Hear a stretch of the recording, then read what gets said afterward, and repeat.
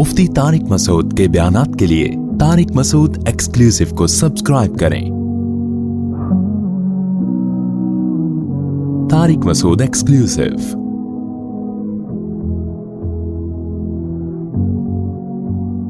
तो अल्लाह ने इन आयात को शुरू किया, अलिफ लाम रा, सूरह हिजर को अल्लाह ने शुरू किया। तिलका आयातुल किताबी, ये किताब की आयात हैं, व क़ुरआन मुबीन, और क़ुरान मुबीन है। ऐसा क़ुरान है जो खोल खोल के बयान करता है अपने मज़ामीन को।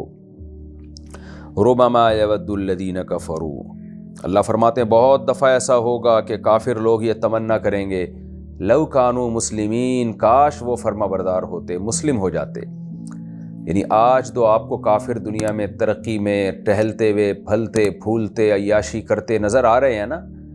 आज तो शायद दुनिया में वो ये कहते हैं कि अच्छा है कि हम मुस्लिम नहीं हैं, वरना हम पे ज़िना पे पाबंदी होती, शराब पे पाबंदी होती, ये सूद पे पाबंदी होती, ये नमाज़ों की पाबंदी, रोज़ों की पाबंदी, 20 किस्म के 20 मसाइल हैं। तो वो इन पाबंदियों से ज़ाहिर है इंसान निकलना चाहता है।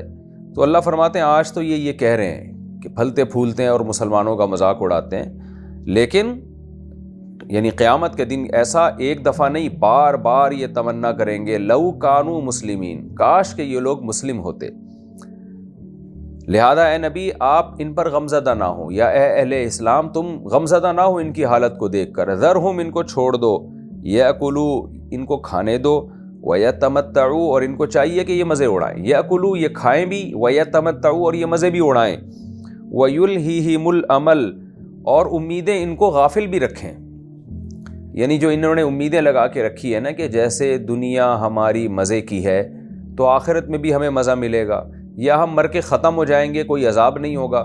तो उम्मीदें इंसान लगा लेता है अपने हाल को देखकर। वो ये समझता है कि आज मैं खुश हूँ तो हमेशा मैं खुश रहूँगा। तो ये जो खुश फहमियाँ हैं इसको अमल से ताबीर किया कुरान ने। इन खुश फहमियों ने इनको गफलत में डाल दिया। युल्ही का माना गफलत में डाल दिया। तो अब वो आखिरत के बारे में सोचने के लिए तैयार ही नहीं है। तो फसौफ यअलमून, यानी ए नबी या ए अहले इस्लाम तुम इनको अपने हाल पे छोड़ दो। छोड़ दो का मतलब ये नहीं है कि तबलीग मत करो। छोड़ दो का मतलब ये है कि इन काफिरों की ये जो बातें हैं कि हम खुशहाल हैं, मुसलमान तंगदस्ती में हैं, हम मज़े में हैं, मुसलमान टेंशनों में हैं, तो इन बातों में इनको अपने हाल पे छोड़ दो। इसका आखिरत में इनको सज़ा मिल जाएगी और आखिरत में ये हसरत करेंगे इन बातों पर। तो ये मतलब है छोड़ने का। अपना काम तो अहले इस्लाम ने बहरहाल करना है। ज़रहुम, इनको अपने हाल पे छोड़ दो, यानी इनकी बातों की परवाह मत करो, ये मतलब है। यअकुलू, ये खाएँ भी, वयतमत्तऊ, ये मज़े भी उड़ाएँ, वयुल्हिहिमुल अमल, और लंबी लंबी उम्मीदें इनको गफलत में डाल दें। फसौफ यअलमून, पस अनकरीब इनको पता चल जाएगा, अनकरीब रिज़ल्ट सामने आ जाएगा। वमा अलकना मिन क़रियतिन, ए अल्लाह अभी तो बस्तियों को हलाक क्यों नहीं कर देता, अभी तो इन नाफरमानों को हलाक क्यों नहीं कर देता। अल्लाह कहते हैं मेरा कानून है, वमा अहलकना मिन क़रियतिन, हम किसी भी बस्ती को हलाक नहीं करते, इल्ला वलहा किताबुम मालूम, मगर उस बस्ती के लिए एक मकतूब, किताब बमाना मकतूब, लिखी हुई चीज़ को कहते हैं। एक लिखी हुई चीज़ होती है, दस्तावेज़ होती है जो अल्लाह के इल्म में होती है। मालूम का मतलब उसका इल्म अल्लाह को होता है। तो पहले से रिटर्न है, हर चीज़ लिखी हुई है कि किस बस्ती को कब हलाक करना है, कब नहीं करना। तो वो अपने टाइम पर ही उस पर अजाब आएगा, उससे पहले नहीं आता। मा तस्बिक़ु मिन उम्मतिन, कोई उम्मत सबकत नहीं कर सकती अजलहा, अपनी अजल से। जो अल्लाह ने उस कौम की हलाकत का वक्त रखा है उससे पहले कोई बस्ती हलाक नहीं हो सकती। वमा यस्तखिरून, और जो टाइम आएगा ना जब, तो फिर लेट भी नहीं हो सकती, ताखीर भी नहीं होगी। तो इसलिए ये इस बहस में मत पड़ो कि किसने कब हलाक होना है कब नहीं होना। तुम्हारे ज़िम्मे जो काम है तुम वो करो। वक़ालू या अय्युहल्लज़ी नुज़्ज़िला अलैहि ज़िक्रू, फिर अल्लाह अहले कुफ्र का नबी सल्लल्लाहु अलैहि वसल्लम के साथ जो बदअखलाक़ी वाला रवैया था उसका तज़किरा करते हैं, ताकि पैगम्बर सल्लल्लाहु अलैहि वसल्लम को तसल्ली हो और नबी को तसल्ली हो कि अल्लाह इनके ताने सुन रहा है। जो वो नबी को ताने दिया करते थे ना आप सल्लल्लाहु अलैहि वसल्लम को, कितना गज़ब आता होगा कि मेरी तालीमात कितनी पाकीज़ा हैं और ये मेरे साथ क्या सलूक कर रहे हैं। कितनी पाकीज़ा तालीमात थी। मैं अभी یورپ میں تھا نا، تو میں نے ولاگ میں بھی اس کا تذکرہ کیا کہ مراکش، وہاں میں کسی مسجد میں تھا پیرس میں، تو قرآن کی تلاوت ہو رہی تھی۔ میری عادت ہے، میں کوئی بھی قرآن کی تلاوت کر رہا ہوتا ہے نا تو 2-3 آیتیں تو میں غور سے سنتا ہوں، اور کمال کی بات یہ کہ قرآن جب بھی آپ کہیں سے بھی سنیں گے نا، اس کی تعلیمات بہت ہی پاکیزہ ہوتی ہیں، سمجھ میں آ رہی ہوتی ہیں، نیچر کو اپیل کر رہی ہوتی ہیں۔ تو چونکہ میں وہ کیمرہ میرے ہاتھ میں تھا اور کچھ بوڑھے لوگ بیٹھے ہوئے تلاوت کر رہے تھے، تو میں نے غور کیا کہ یہ کیا، کون سی آیت پڑھ رہے ہیں؟ تو وہ فوراً جو آیت سامنے آئی، ان الذین یأکلون اموال الیتامی ظلما انما یأکلون فی بطونہم نارا، بے شک وہ لوگ جو یتیموں کا مال ناحق کھاتے ہیں وہ اپنے پیٹ میں آگ کے انگارے بھر رہے ہیں۔ تو میں نے کہا دیکھو کتنی پیاری آیت ہے، یتیموں کے حقوق کا کوئی اس سے زیادہ تحفظ کر سکتا ہے؟ حکومت کیا سزا دے گی جو اللہ سزا دے گا؟ تو قرآن اب جہاں سے بھی اٹھا کے پڑھے نا، آپ کو وہ اپیل کرنے لگتا ہے کہ اس سے زیادہ آپ کے اخلاق کو سدھارنے والی دنیا میں کوئی کتاب نہیں ہے۔ تو یہی مضامین نبی صلی اللہ علیہ وسلم کے تھے۔ دیکھیں حضرت جعفر طیار رضی اللہ تعالیٰ عنہ نے جو نجاشی کے سامنے تقریر کی نا، نجاشی نے پوچھا کہ تمہارے پیغمبر کی کیا تعلیمات ہیں؟ تو حضرت جعفر طیار نے بتایا کہ کوئی ایسی تعلیمات نہیں ہے جو ہمارے اخلاق کو بگاڑتی ہوں، اس کا حاصل یہی ہے۔ ہم مردار کھاتے تھے، پیغمبر نے بتایا کہ یہ مردہ جانور مت کھایا کرو۔ ہم رشتہ داری توڑتے تھے، انہوں نے بتایا کہ رشتہ داری جوڑو، اور بہت ساری چیزیں جو حضرت جعفر طیار نے تقریر کی، جن کو سن کے نجاشی متاثر ہوا۔ تو اتنی پاکیزہ تعلیمات اس ماحول میں، اور جس میں نبی کا ذاتی کوئی مفاد نہیں، لیکن جواب میں مشرکین کیا کہہ رہے ہیں؟ یا ایھا الذی، اے وہ شخص، نزل علیہ الذکر، جس پر نصیحت نازل کی جا رہی ہے۔ دیکھیں مشرکین تو نہیں مانتے تھے کہ نبی پہ قرآن نازل ہو رہا ہے، لیکن مذاق میں۔ اس کی مثال ایسے ہے نا، جیسے کوئی شخص کہے کہ میں نے MBBS کیا ہے اور میں ڈاکٹر ہوں، اور پھر وہ آپ کو بتائے آپ میں یہ بیماری ہے، آپ اس کا علاج کرائیں، تو اگلا انکار کر رہا ہے کہ تو ڈاکٹر نہیں ہے، تو ڈاکٹر نہیں ہے، اور میں مانتا ہی نہیں کہ مجھ میں یہ بیماری ہے۔ تو ایسے موقع پہ طنز میں کیا کہے گا کہ ہاں بھائی ڈاکٹر صاحب، جو بڑے ڈاکٹر بننے کا دعویٰ کرتے ہیں، جنہوں نے پورا کورس کیا ہوا ہے، آپ بتائیں، یہ رپورٹ تو میری کلیئر ہے اور مجھے تو یہ بیماری نہیں ہے۔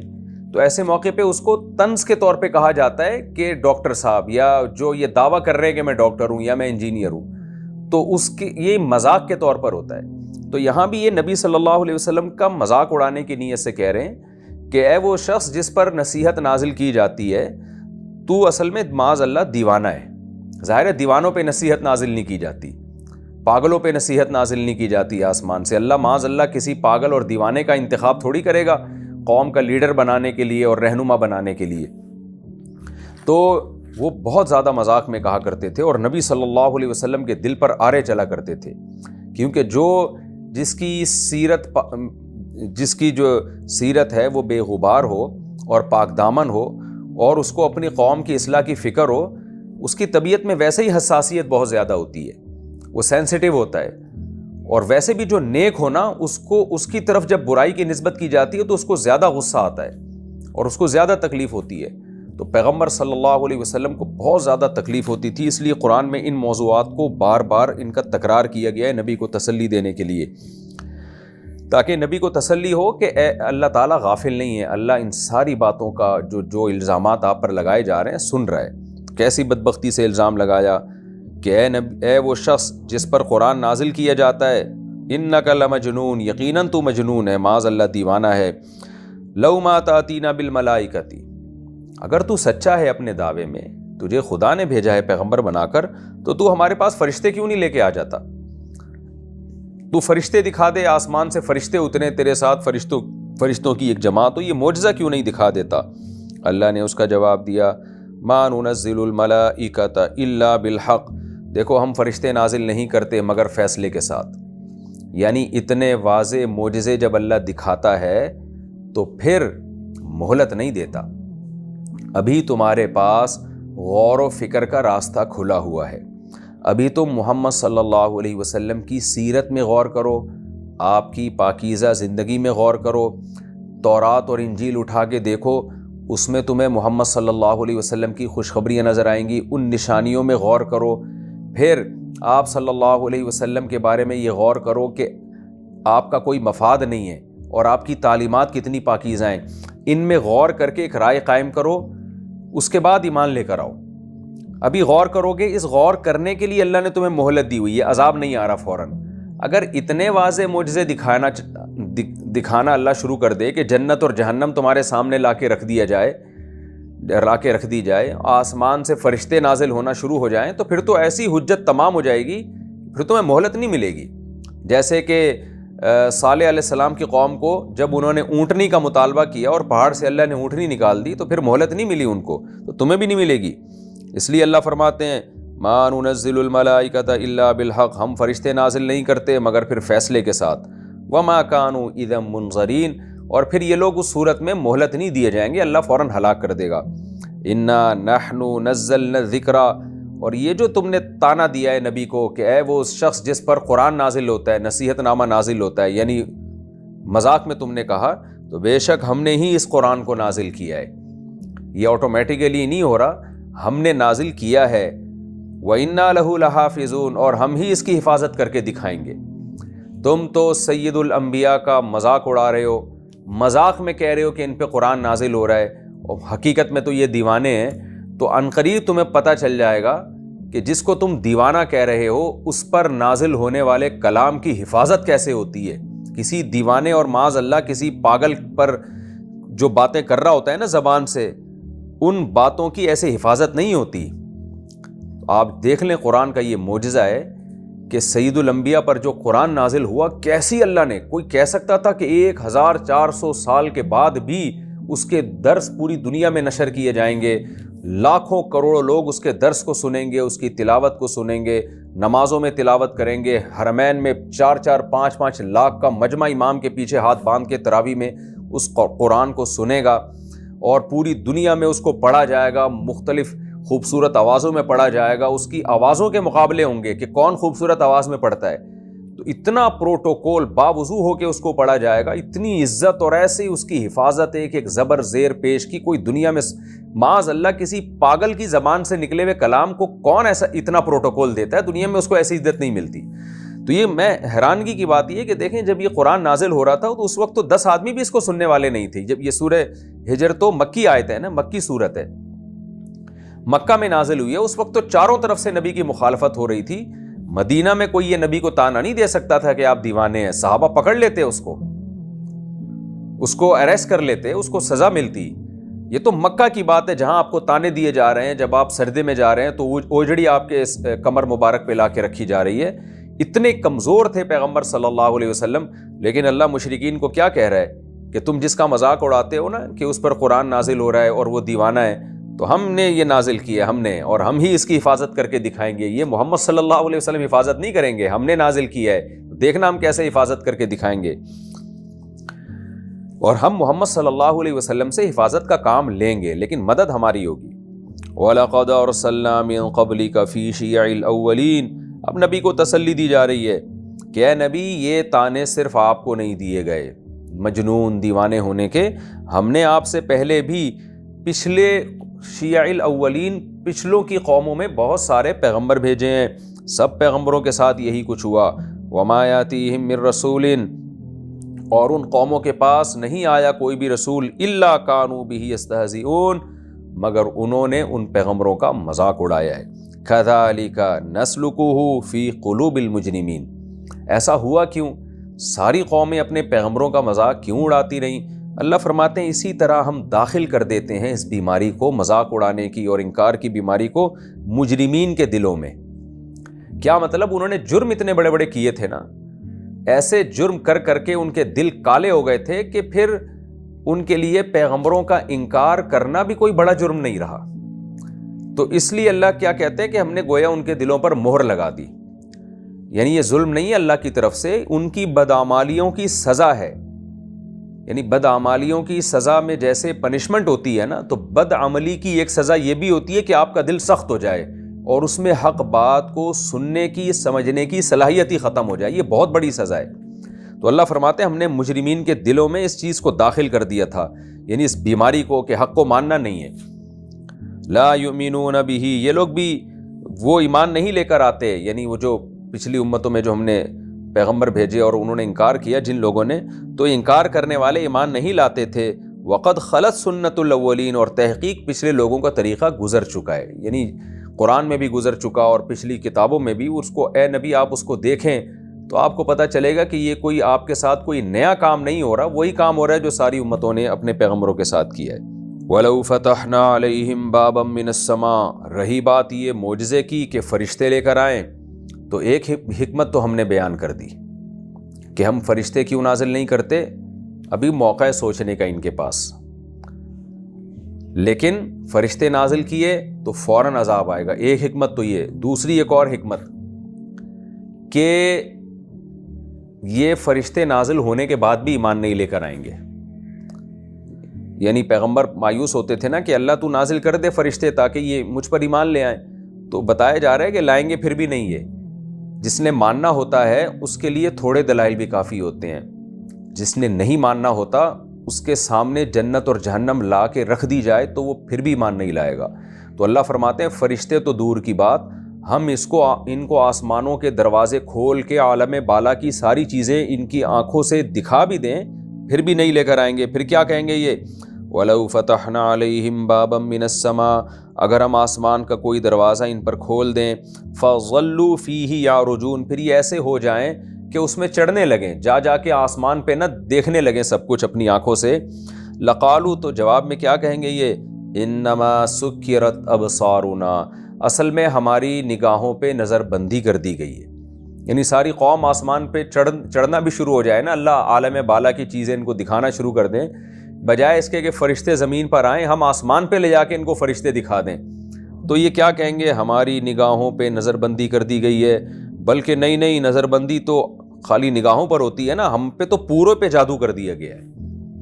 تو یہ مانیں گے پھر بھی نہیں، بلکہ اس کو جادو کہہ کر یہ اس معجزے کا انکار کر دیں گے۔ یہ ہمارا رکوع کمپلیٹ ہوا، اس میں ہمیں کیا پتہ چلتا ہے، چند جو خلاصے کے طور پر چند علمی نکات میں بیان کر دیتا ہوں۔ پہلی بات یہ کہ ایمان اور اسلام بہت بڑی نعمت ہے۔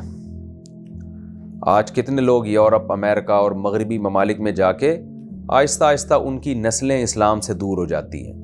تو اللہ فرماتے ہیں قیامت کے دن ایک بار نہیں بار بار تمنا کرو گے کاش ہم امت محمدیہ میں ہوتے، کاش ہم نے کلمہ پڑھا ہوتا، کاش ہم مسلم ہوتے۔ تو اسلام بہت بڑی نعمت ہے، اس کو دل و جان سے اپنے سینے سے لگا کے رکھیں، اپنے اولاد کے ایمان کی فکر کریں، ہلکا نہ سمجھیں اس کو۔ آج غیر مسلموں کی کچھ اچھی خصوصیات اور اچھی صفات دیکھ کر ہم ان کو اچھا کہنا شروع کر دیتے ہیں۔ ٹھیک ہے، جو اچھی صفات ہیں ان اچھی صفات کو اچھا ہی کہا جائے گا، اچھی عادتوں کو اچھا ہی کہا جائے گا، لیکن ایمان سے بڑھ کر نہیں ہے۔ وہ سب سے بڑی نعمت اللہ کی نظر میں ایمان ہے۔ تو اللہ فرمائیں گے جتنے بھی غیر مسلم ہیں قیامت کے دن تمنا کریں گے کاش ہم بھی مسلم ہوتے، کاش ہم نے بھی اسلام قبول کیا ہوتا۔ تو اس لیے ان کو اس حالت پہ چھوڑ دینے کا حکم ہے۔